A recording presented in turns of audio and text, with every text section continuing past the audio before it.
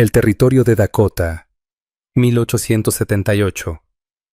Un invierno que mordía con colmillos de hielo. Elara Vance, una mujer que había buscado la soledad, encontró mucho más de lo que esperaba, cuando una tormenta de nieve azotó las tierras sagradas del Pajasapa, las colinas negras. Un guerrero Lakota al borde de la muerte se desplomó frente a su puerta. La compasión luchó contra el miedo, pero ella lo arrastró hacia adentro. Tenía 3 días.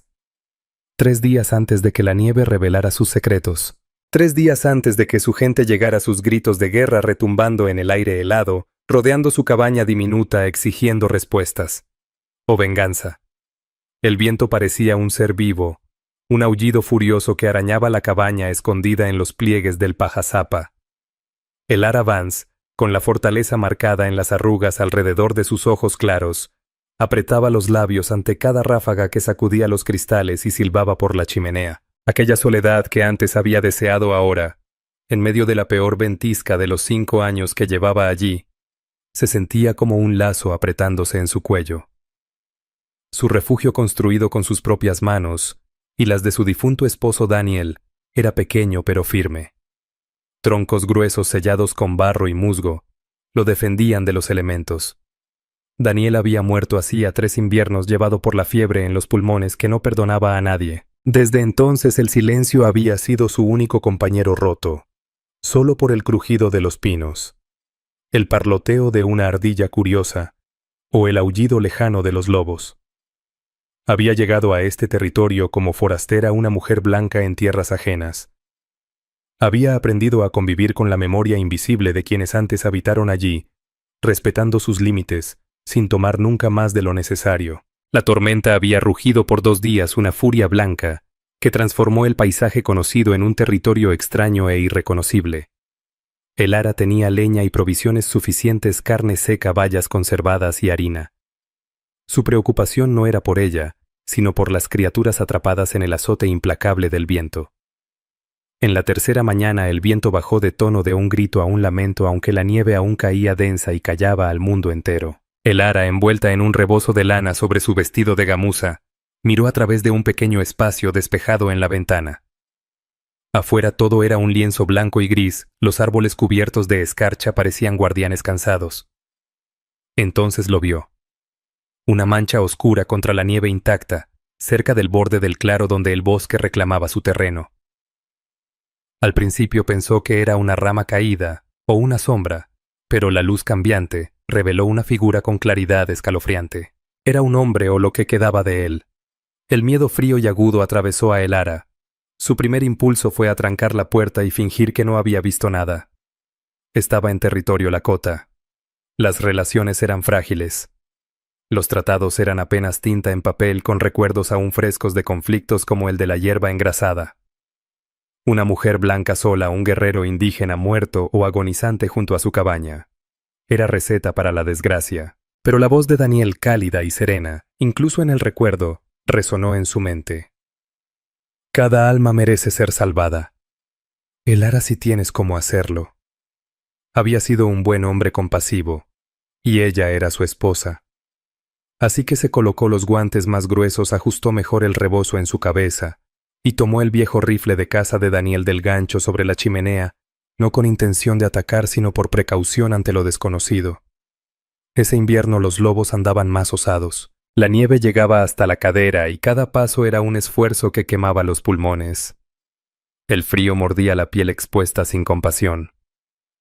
A medida que se acercaba los detalles se hicieron más claros. Era un Lakota.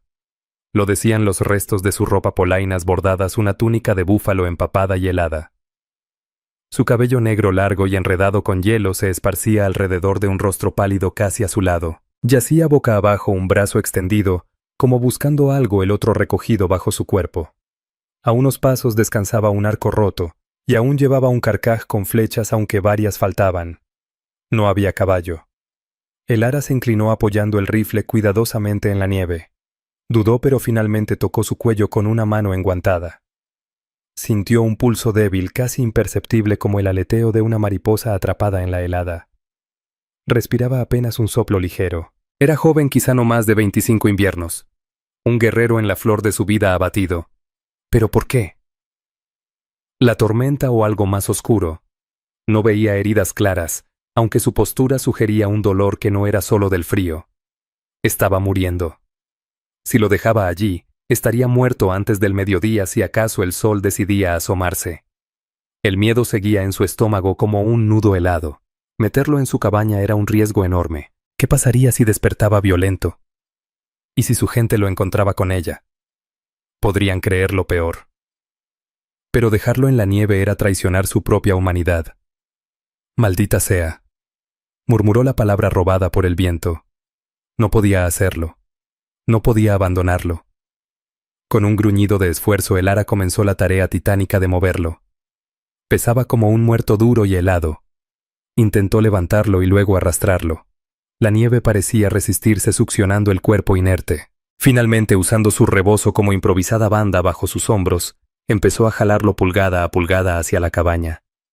El aire le ardía en el pecho, los músculos le gritaban, y el frío se le metía en los huesos. Los pocos metros hasta la puerta parecieron kilómetros. Cada paso era una súplica, una maldición, una oración muda pidiendo fuerzas a lo invisible. El calor relativo de la cabaña fue un choque cuando por fin lo logró meter sobre la alfombra junto al fuego apagado. Logró arrastrarlo hasta la alfombra frente al fogón, y cayó a su lado jadeando de cansancio. El fuego apenas eran brasas, y la habitación se helaba con rapidez. Su primera tarea fue reanimar las llamas. Con manos temblorosas agregó ocote, y después troncos más grandes avivando poco a poco el calor. Solo entonces dirigió toda su atención al guerrero Lakota, mientras el fuego chisporroteaba y lanzaba sombras danzantes en las paredes toscas. El ara comenzó la delicada y peligrosa labor de atender al inconsciente. El calor de la cabaña empezó a ganar terreno lentamente, empujando fuera el frío mortal de sus extremidades. Sin embargo, él seguía inmóvil, la piel dura como mármol escarchado. Había que sacarlo de esa ropa congelada. Sabía que era indebido tocar tan íntimamente a un hombre desconocido, más aún perteneciente a un pueblo visto como enemigo. Le resultaba inquietante. Pero su vida dependía de ello. La túnica y las calzas estaban tiesas por el hielo, y tuvo que cortar varias correas con el cuchillo de caza de Daniel, para quitarlas sin lastimarlo más, ni dañar la piel curtida que intuía valiosa. Debajo de las prendas su piel estaba espantosamente fría. Ella trabajó rápido con movimientos prácticos, sin pensar en otra cosa más que en la supervivencia. La suya. La de él. Lo cubrió con las mantas de lana más gruesas el viejo edredón de Daniel, y otra que tenía de sobra apilándolas encima. Luego calentó agua y con trapos suaves comenzó a frotar sus manos y pies intentando devolverle la circulación. Su rostro era anguloso con pómulos marcados, y una quijada fuerte ahora relajada por la inconsciencia. Una cicatriz tenue recorría su sien izquierda medio oculta por el cabello húmedo. Fue al acomodarlo con cuidado para darle más comodidad cuando descubrió la verdadera causa de su estado más allá del frío. Escondida bajo su costado encontró la pluma de una flecha. El asta se había roto, dejando la punta y varios centímetros incrustados en el lado derecho, debajo de las costillas. La gamuza alrededor estaba endurecida por sangre seca, una mancha oscura sobre el cuero claro. El ara contuvo la respiración. Eso lo cambiaba todo. No había sido vencido solo por la tormenta. Lo habían herido emboscado. Otros guerreros. Hombres blancos. Todo era posible y nada bueno. Sus conocimientos de medicina eran básicos heredados de su madre y reforzados por la necesidad en la vida salvaje. Sabía bajar fiebres, entablillar huesos sencillos y coser heridas. Pero una flecha clavada cerca de los órganos vitales rebasaba su experiencia. Dejarla significaba infección y una muerte lenta. Sacarla podía provocar hemorragia o daños fatales. El guerrero gimió un sonido bajo y gutural y parpadeó débilmente. Unos ojos oscuros turbios por el dolor miraron hacia el techo sin verla. Murmuró algo en una lengua que ella no comprendió. Palabras ásperas cargadas de urgencia. Tranquilo. Susurró ella más para darse valor que para él. Estás a salvo. Por ahora. Sabía que tenía que intentar extraer la punta. Esterilizó el filo más agudo de Daniel en las llamas, con el corazón latiendo fuerte en el pecho. Tomando aire, cortó despacio la gamuza alrededor de la herida. La carne estaba inflamada, enrojecida y morada. El asta rota estaba muy profunda. Apretando los dientes, rogó por pulso firme. Palpó con cuidado tratando de entender el ángulo y la hondura. Él soltó un grito más claro, su cuerpo arqueándose pese a la debilidad. «Lo siento». Respiró ella con lágrimas asomando por el humo y la tensión. «Tengo que hacerlo». Necesitaba que él estuviera más consciente, que le confirmara si la flecha tenía púas. Sacarla a ciegas sería fatal. Volvió a caer en la inconsciencia, o quizá en un sopor entre el dolor y el frío. El ara se dejó caer sobre los talones, hundida en la desesperación. ¿Qué estaba haciendo ella? Era solo una mujer sola, no una doctora. El resto de ese día y hasta la noche, lo pasó dándole calor, forzando sorbos de caldo tibio entre sus labios partidos, cuando apenas reaccionaba. Limpió lo externo de la herida con agua hervida, y aplicó un emplasto de milenrama, una planta que sabía detenía la sangre y combatía infecciones. La flecha seguía allí. El segundo día amaneció sin tregua en la nieve, aunque el viento había cesado. El silencio era profundo, roto, apenas por el crepitar del fuego y la respiración trabajosa del guerrero. Él iba y venía de la conciencia. A veces abría los ojos y un destello de lucidez se asomaba. La miraba no con odio, sino con una confusión animal, quizá con miedo. Ella le hablaba quedo, asegurándole que estaba a salvo y que intentaba ayudarlo. Dudaba que entendiera las palabras, pero esperaba que el tono lo dijera todo. Encontró una pequeña bolsa de cuero atada a su cinturón que ya le había quitado antes. Con cautela la abrió. Adentro había un poco de carne seca pedernal con acero y un lobo tallado en hueso con detalle minucioso. Un tótem tal vez, o el regalo de un niño. Se sentía tan personal que enseguida cerró la bolsa con la incomodidad de quien invade lo ajeno. También observó la calidad de sus mocasines, el fino bordado del carcaj. Era un hombre de cierto rango, o de una familia que lo cuidaba con esmero. Eso solo aumentaba su miedo por la reacción que tendría la tribu al buscarlo. Ya por la tarde del segundo día la fiebre empezó a subir. Su piel antes helada ahora ardía bajo su tacto. Se agitaba débilmente, murmurando en delirio en lengua lakota. Nombres, frases, súplicas. Ella solo podía adivinar su sentido. Le mojó la frente con agua fresca, cambió el emplasto, y le dio traguitos de caldo y agua siempre que lograba abrir los labios. La flecha era como un reloj implacable. La infección ya se colaba. Tenía que decidir. Podía intentar sacarla o cabalgar por ayuda, pero el poblado más cercano, Deadwood, estaba a 2 días de cabalgata en buen clima, ahora imposible. ¿Y quién allí querría salvar a un guerrero lakota? Más probable era que lo remataran. Fort Meade quedaba todavía más lejos. Estaba realmente sola en esto. Aquella noche, al darle un poco de caldo de venado con una cuchara, sus ojos se abrieron y por primera vez brilló en ellos un destello de reconocimiento. Se fijó en su rostro. Sus labios se movieron formando apenas un susurro. «Tocaheya». «Enemigo». El ara negó con rapidez. Se llevó la mano al pecho con suavidad. El ara dijo, y luego lo señaló a él. «Amigo». «Cola». Conocía unas cuantas palabras lakota aprendidas de encuentros breves con comerciantes, o por curiosidad de Daniel. «Cola». «Amigo». Algo indescifrable cruzó sus ojos. Sorpresa. Incredulidad. Intentó hablar otra vez, pero un espasmo en el costado le torció el gesto, y tosió con un sonido seco y doloroso. «La flecha», dijo ella señalando su costado. «Tiene que salir». «¿Es así?» «Tiene púas». Hizo el gesto con los dedos imitando barbas. Él pareció entender. Después de un momento, con la mirada nublada por la fiebre, asintió apenas con la cabeza, un movimiento casi imperceptible. O eso quiso creer ella.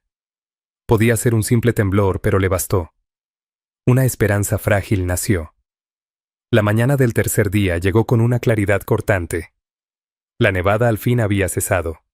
El cielo se veía duro de un azul brillante, y el sol, al trepar sobre los pinos cargados de nieve, proyectaba sombras largas y tajantes. Afuera el mundo estaba hermoso, intacto, y peligrosamente silencioso. Un silencio contenido como un aliento suspendido. El ara entendió que era su última oportunidad. La fiebre seguía alta, aunque su respiración era un poco más estable. Debía actuar.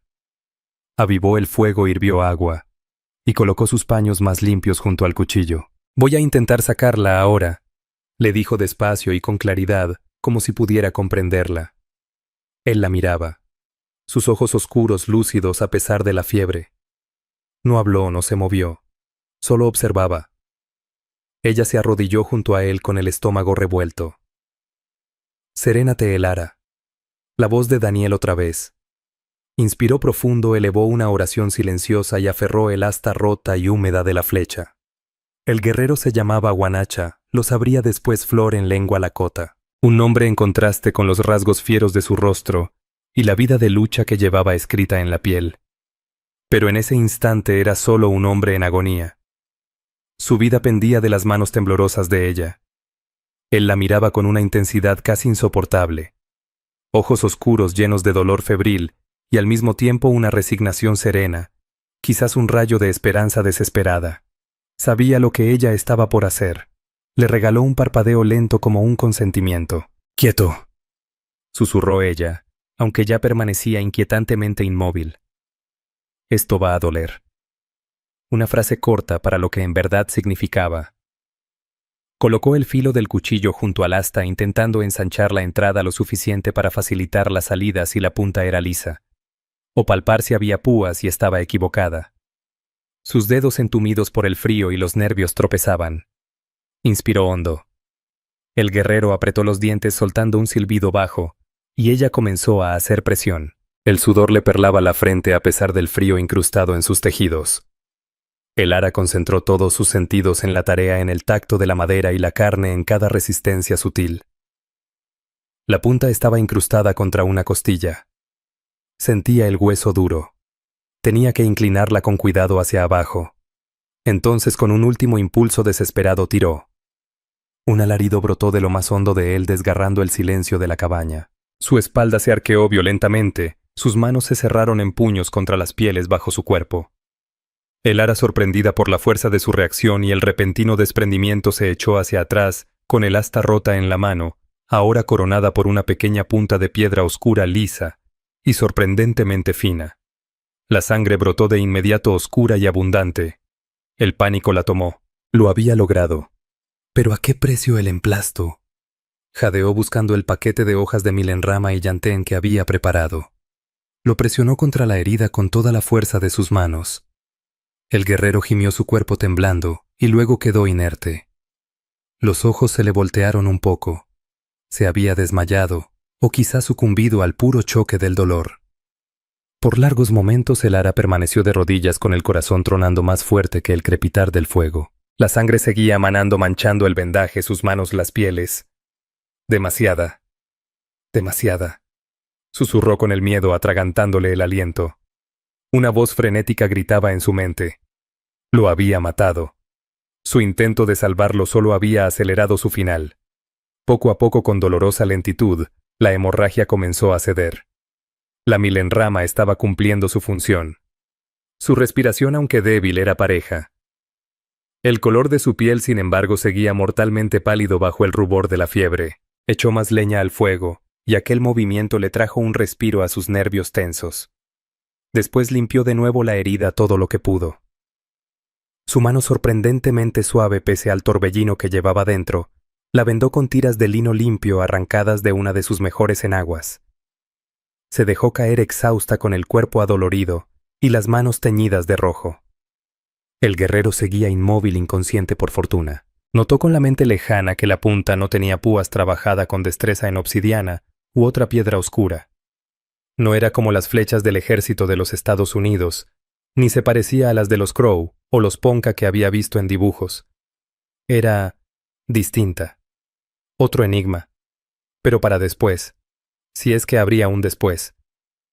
Durante ese tercer día, Elara osciló entre la esperanza y la desesperación. La fiebre de Guanachá se encendía sin descanso, y él flotaba en un limbo aterrador entre delirios y una quietud que se confundía demasiado con la muerte.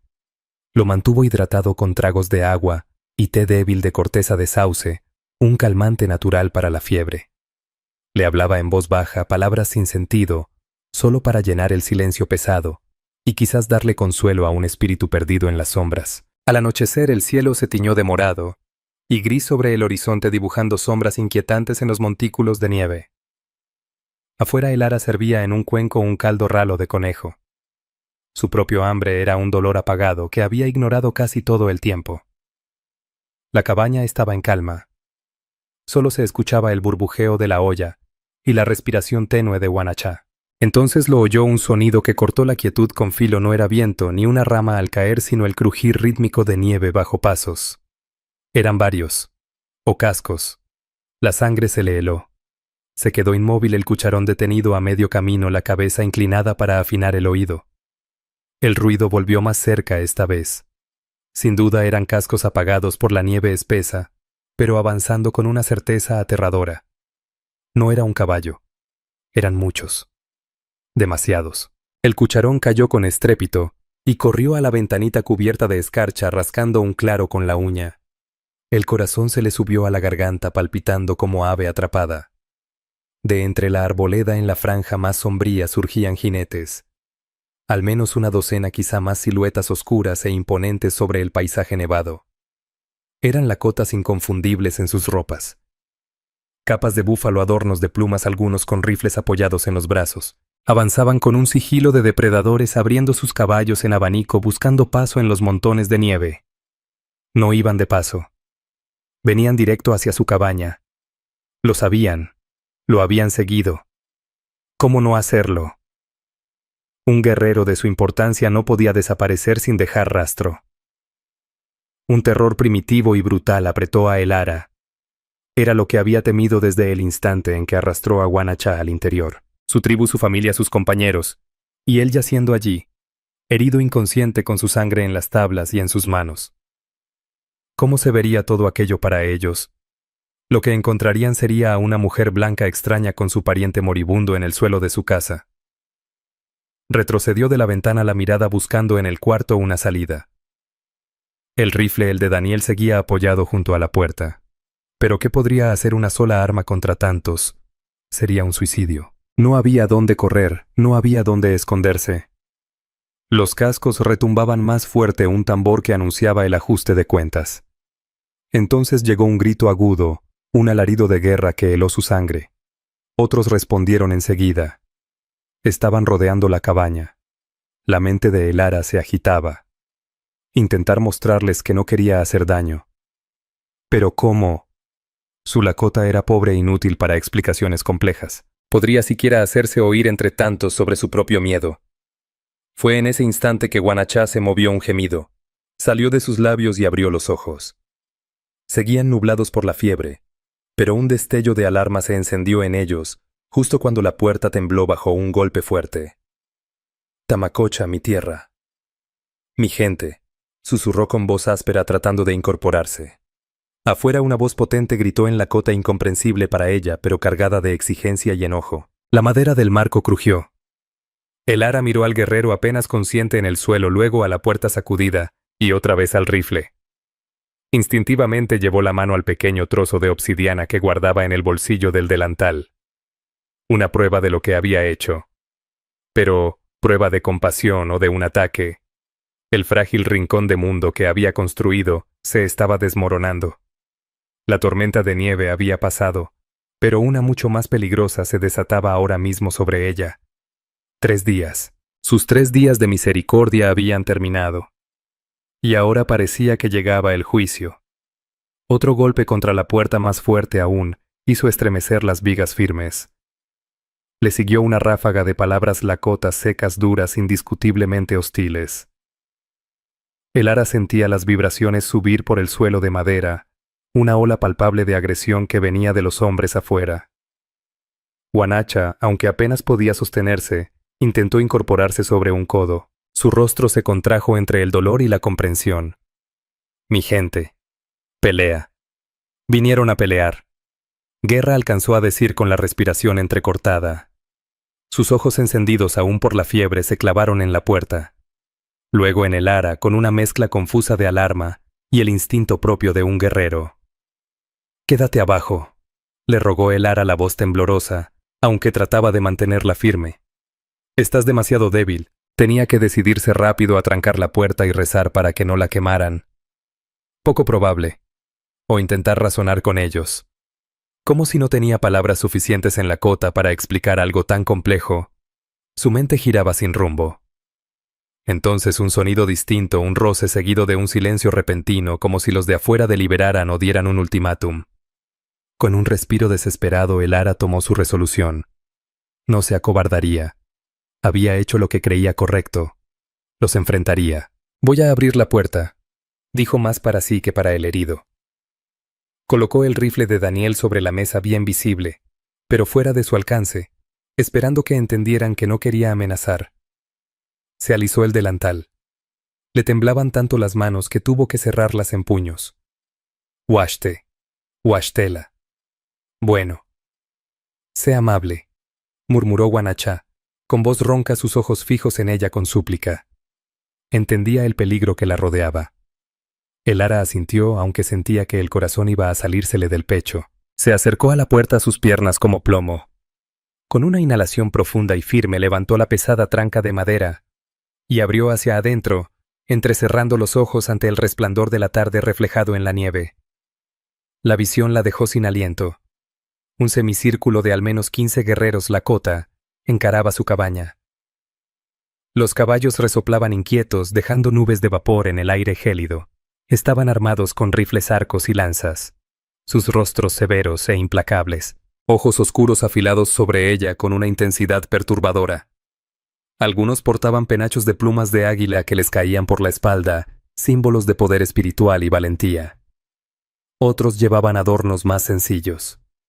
Plumas en el cabello, rostros pintados con trazos duros y significativos. Eran imponentes, la viva imagen del espíritu indomable de esas tierras, y la miraban con abierta desconfianza y frío enojo. Al frente, sobre un imponente caballo de guerra negro con una mancha blanca en el rostro, estaba un hombre que irradiaba autoridad. Era mayor que Guanachá. Quizás rondaba los 30 y tantos, con el rostro curtido por muchos inviernos y muchas batallas. Una cicatriz larga y dentada le cruzaba de la sien a la mejilla, torciéndole la boca en un gesto perpetuamente adusto. Sus ojos, como pedazos de obsidiana, no dejaban escapar nada.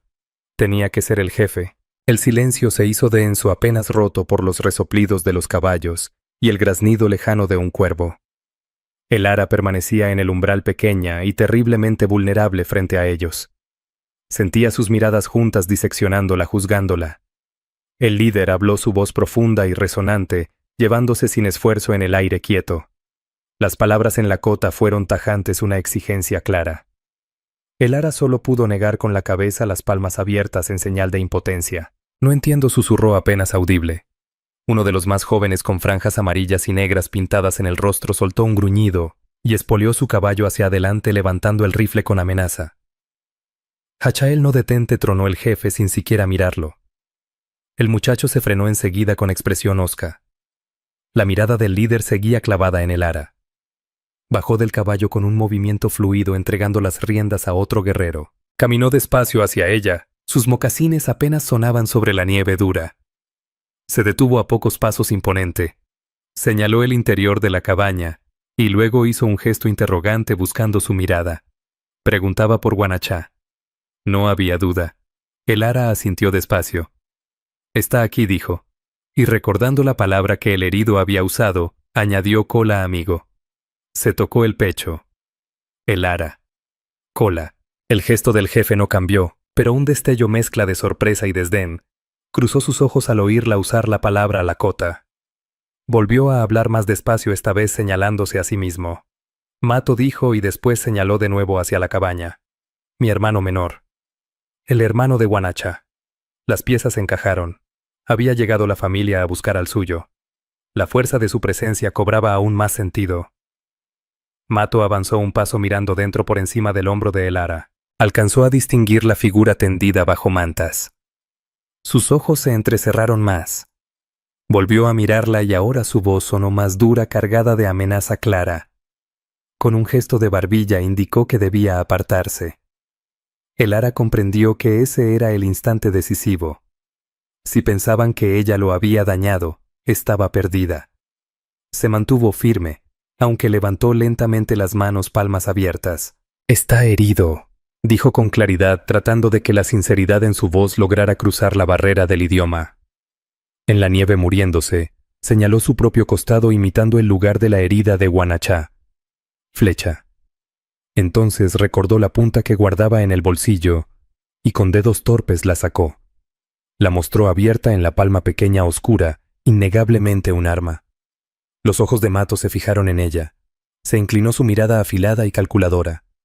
Reconoció el trabajo, gruñó bajo desde el pecho y miró a Elara con una expresión distinta, no amigable, pero quizá un poco menos hostil. Tomó la punta de su mano, la giró entre sus dedos endurecidos. Lanzó una orden por encima del hombro. 2 guerreros desmontaron y se acercaron con cautela, rifles listos. Elara retrocedió dejándolos pasar el corazón golpeándole el pecho. Los observó acercarse al lado de Wanachá. Uno se arrodilló tocándole la frente y luego el cuello. Le habló en Lakota en un tono bajo y apremiante. La voz de Wanachá débil respondió. Hubo un intercambio corto y entrecortado. Elara no entendió nada, pero la tensión dentro de la cabaña pareció aflojar un poco. Wanachá seguía vivo. Hablaba. Podía decirles algo. El guerrero que lo revisaba levantó la vista hacia Mato, que permanecía en la entrada, y le habló con tono de informe. Mato escuchó atento sus ojos pasando del hombre a Elara y de nuevo a la punta en su mano. Entonces hizo algo inesperado. Entró por completo en la cabaña, su silueta llenando el pequeño espacio. Los guerreros se apartaron para darle paso. Se arrodilló al lado de su hermano. Su gesto se suavizó apenas al ver el rostro pálido y febril de Wanachá. Le habló con calma apoyando una mano en su hombro. Wanachá contestó débil pero coherente. Incluso alcanzó a hacer un leve ademán hacia Elara. Mato escuchó sin mostrar emociones. Esta vez hablaron más rato. Finalmente Mato se incorporó. Miró a Elara largo rato con una mirada que parecía atravesarla. La frialdad seguía allí, pero ahora mezclada con confusión, y quizá un reconocimiento forzado. Le habló con gravedad, no con el filo de antes. Señaló las manchas de sangre en el suelo, los trapos empapados y la herida vendada en el costado de Wanachá, que sus hombres habían visto. Luego levantó otra vez la punta de flecha. Se golpeó el pecho. Wanachá Tokahaya. Elungi. Wanachá tenía un enemigo allá donde estaba. Señaló vagamente hacia el noreste. Mapilla Lutanagi. Gente de nubes rojas, espíritu o enemigo. Tal vez Oglala. Quizás un nombre de banda o el sello de un fabricante de flechas. Pero en ese contexto lo más seguro era que hablara de otra facción. Los ojos de Elara se abrieron de par en par. Red Cloud. Conocía ese nombre.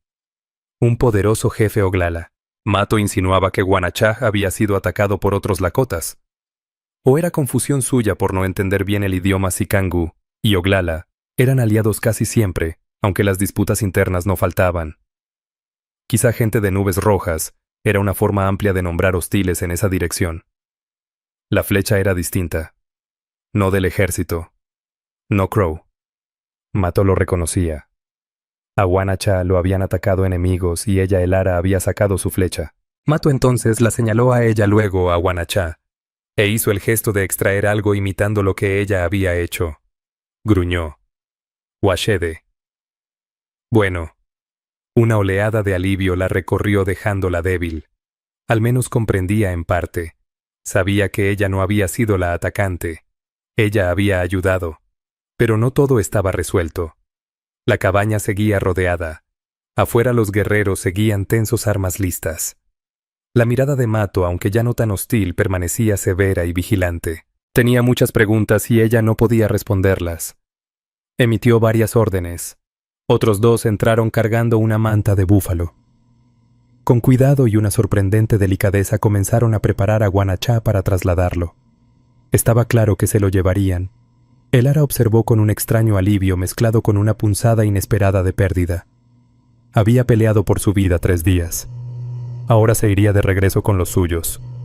Mato volvió hacia ella. Levantó la pequeña punta oscura. No se la devolvió, solo la miró luego a ella. Y habló otra vez en tono que era pregunta y afirmación a la vez. Señaló hacia el vasto desierto blanco. El enemigo sigue allá afuera. El peso de la advertencia quedó suspendido. Los que dispararon a Guanachá seguían libres, quizá no tan lejos.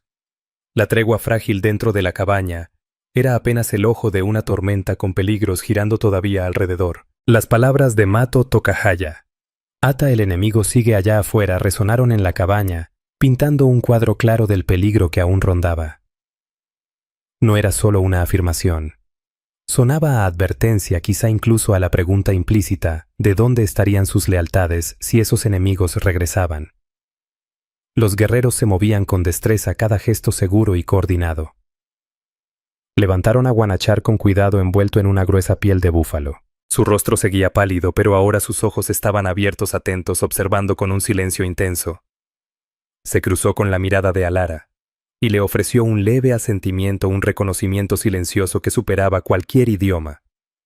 Había gratitud, sí, pero también preocupación por ella. Alara retrocedió, dejándoles espacio, la mente girando. Lo había salvado de la muerte y los suyos habían llegado, no con la venganza ciega que ella temía, sino con una evaluación prudente de los hechos. Aún así, el peligro no había terminado. Si los atacantes de Guanachar rondaban aún cerca aquella cabaña solitaria, podía convertirse en un punto de choque. Mato observaba cómo sus hombres armaban un travois improvisado con 2 largos troncos de pino y otra piel de búfalo para arrastrarlo con los caballos. Luego volvió su mirada hacia Alara. Su escrutinio era tan intenso que parecía querer leerle los pensamientos. Habló otra vez, su lakota acompañado de gestos claros. Señaló las huellas afuera, las de sus guerreros. El rastro casi borrado de Guanachar que llevaba hasta la cabaña y la inmensidad nevada sin pisadas. Después hizo un gesto amplio hacia el bosque, el ceño cargado. Transmitía que el enemigo era astuto, quizá había regresado o la nevada cubrió sus pasos. De pronto un grito agudo vino del vigía afuera. Una alerta. Mato levantó la cabeza de inmediato. Lanzó una pregunta. La respuesta llegó rápida y tensa. Todos los guerreros se pusieron en guardia. Los 2 que estaban con Guanachar llevaron instintivamente la mano a los cuchillos del cinto. Mato fue hacia la puerta mirando con cautela. Alara, con el corazón golpeándole de nuevo, se deslizó hacia la ventana. Quería ver qué había provocado la alarma. En el borde del claro donde empezaban los árboles aparecían figuras. No eran lakotas. Eran hombres blancos, 4 vestidos con pieles gastadas por el invierno, cargando rifles largos. Avanzaban con sigilo de cazadores, ojos atentos escaneando el lugar. No habían visto aún al grueso del grupo lakota oculto por la cabaña y el bosque del otro lado. Sus miradas estaban fijas en la choza y en las huellas recientes. Alara ahogó un suspiro al reconocerlos. Había visto a 2 de ellos meses atrás, se hacían pasar por buscadores de oro, pero su mirada depredadora la había inquietado entonces.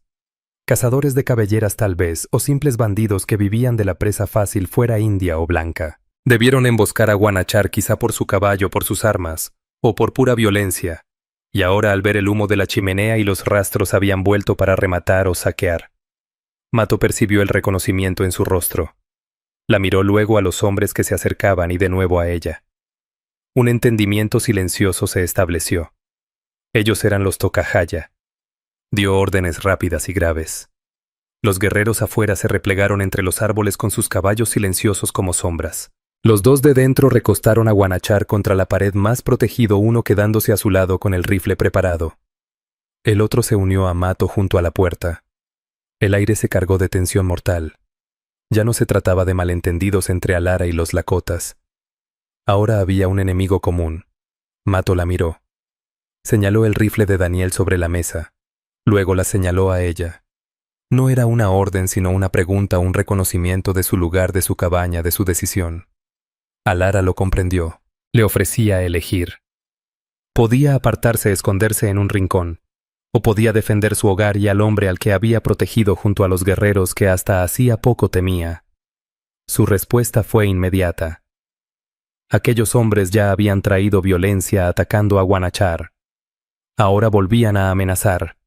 Ese era su terreno, su refugio. Y el hombre herido estaba bajo su cuidado hasta regresar con los suyos. Tomó el rifle. Sus manos no temblaban. Revisó la carga y el mecanismo tal como Daniel le había enseñado. No era una guerrera, pero sabía disparar. Había cazado su comida durante 3 años. Mato notó su determinación. Un destello de respeto asomó en su rostro marcado. Asintió con brusquedad. Los 4 hombres blancos ya estaban más cerca avanzando hacia la cabaña. Uno robusto de barba roja enmarañada gritó: «¡Hola, la cabaña! ¡Hay alguien adentro!». Su voz áspera fingía cordialidad, pero los ojos lo delataban. El ara se colocó junto a la ventana protegida por la pared de troncos. Mato se mantenía en la puerta entreabierta, su rifle apuntando. «Vimos tu humo solo. Queríamos ver si estabas bien con esta nevada», gritó de nuevo el hombre de la barba roja, esta vez con más fuerza. Estaban a unos 30 metros, lo bastante cerca como para distinguir en sus rostros la codicia y la vigilancia. Mato murmuró una sola palabra en lakota hacia el ara. Ella no la comprendió, pero el sentido era evidente: esperar. Uno de los otros hombres delgado y de ojos inquietos señaló las huellas de los caballos lakota que se alcanzaban a ver junto a la cabaña. Jed dijo en voz baja: «Parece que ya hay compañía aquí, y no poca». El barbudo Jed frunció el ceño. «Indios». Escupió sobre la nieve. «¿Qué hacen aquí?», miró la cabaña con creciente sospecha. «Tal vez no sean amigos». Fue entonces cuando Guanachar desde el suelo soltó un repentino grito de guerra. Lakota fuerte y desafiante, un aviso a sus enemigos y una señal a los suyos. El caos estalló de inmediato. Jed y los suyos se sobresaltaron levantando los rifles. «Emboscada», gritó uno. En ese mismo instante, Mato abrió la puerta de golpe y disparó. Su tiro fue seguido por una descarga de los guerreros ocultos en el bosque. Uno de los hombres de Jed lanzó un alarido agarrándose el hombro. El rifle cayó sobre la nieve. Otro chilló cuando una bala le atravesó la gorra de piel. El ara apuntó con el rifle de Daniel. Fijó la mira sobre Jed, que intentaba cubrirse tras un montículo de nieve disparando a ciegas hacia la cabaña. Jaló el gatillo. El retroceso golpeó su hombro. Jed gritó cayendo de rodillas, sujetándose el muslo aunque sin desplomarse. El enfrentamiento fue breve, brutal y definitivo. Los atacantes, sorprendidos y en inferioridad, no tenían ninguna oportunidad. 2 cayeron con la primera descarga. Jed, herido por el ara, trató de resistir, pero 2 guerreros lakota surgieron como felinos desde los árboles, lanzas y macanas en alto. El cuarto hombre, el de los ojos inquietos, corrió para huir, pero un disparo certero de uno de los hombres de Mato lo derribó. En pocos minutos todo había terminado. El silencio, más estremecedor que el estruendo de las armas, volvió roto solo por los gemidos de los heridos y los gritos de victoria. Los guerreros salieron de su escondite asegurando el lugar y desarmando a los vencidos. Sus movimientos eran fríos, certeros.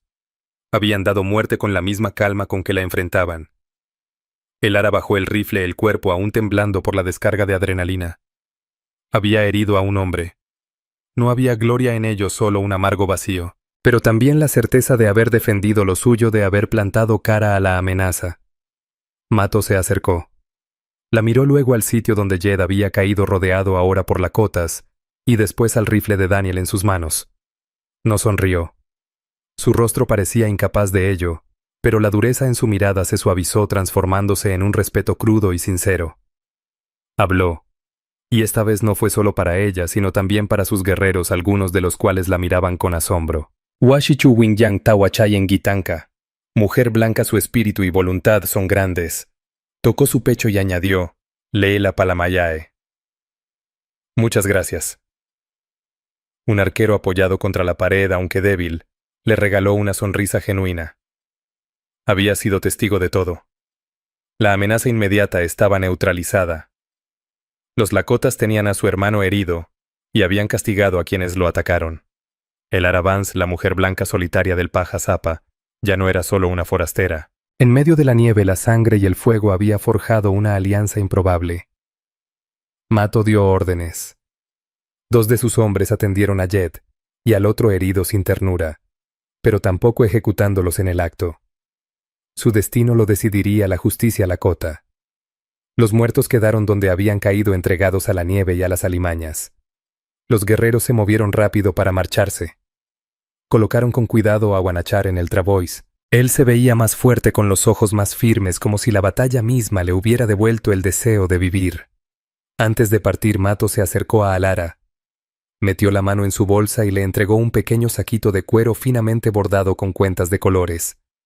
Volfila, un regalo de gratitud, dijo, por guanachar por nosotros. Señaló la escena de la breve pero feroz batalla, y luego a ella. Alara miró la bolsa y después a él. Tú habrías hecho lo mismo por los tuyos, murmuró sin saber si comprendía las palabras, pero confiando en que captara la intención. Mato sostuvo su mirada largo rato. Finalmente asintió con gravedad. Montó en su caballo de guerra, y con una última mirada hacia la cabaña dio la señal. Los lakotas, con guanachar seguro en el travois, se adentraron en el bosque desapareciendo tan silenciosos como habían llegado. Alara quedó sola de pie en la nieve manchada de sangre frente a su cabaña en silencio. Pero ahora ese silencio tenía otro peso. Ya no era el silencio del aislamiento, sino el silencio que queda tras la tormenta, el de la reflexión. Alara Vance observó la bolsita de cuentas en su mano, y luego al horizonte inmenso indiferente de las Pajazapa. Había encontrado a un guerrero lakota moribundo entre la nieve. 3 días después, su tribu rodeaba la cabaña, y en medio de aquel encuentro aterrador, nació algo que jamás habría imaginado. No fue solo cuestión de sobrevivir, sino la creación de un puente frágil pero real entre dos mundos distintos. La nieve se derretiría, pero la memoria de esos días del guerrero llamado Guanacha, y de su hermano severo y honorable Mato, permanecería grabada en su alma con la misma fuerza que la cicatriz en el rostro de él. Desde entonces, su soledad en las colinas negras nunca volvería a sentirse igual. El valor y la compasión de Alara Vance, frente a un miedo indescriptible, reescribieron su destino en las tierras implacables del viejo oeste.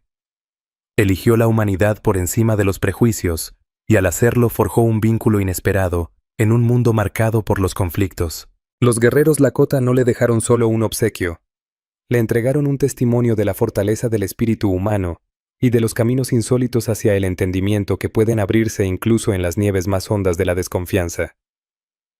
¿Qué opinas de la increíble historia de valentía y alianza inesperada de Alara? Déjalo en los comentarios. Si esta narración te conmovió y quieres descubrir más dramas históricos que exploren lo salvaje y auténtico del pasado, dale un me gusta al video, compártelo con tus amigos y no olvides suscribirte al canal y activar la campanita para no perderte ningún episodio.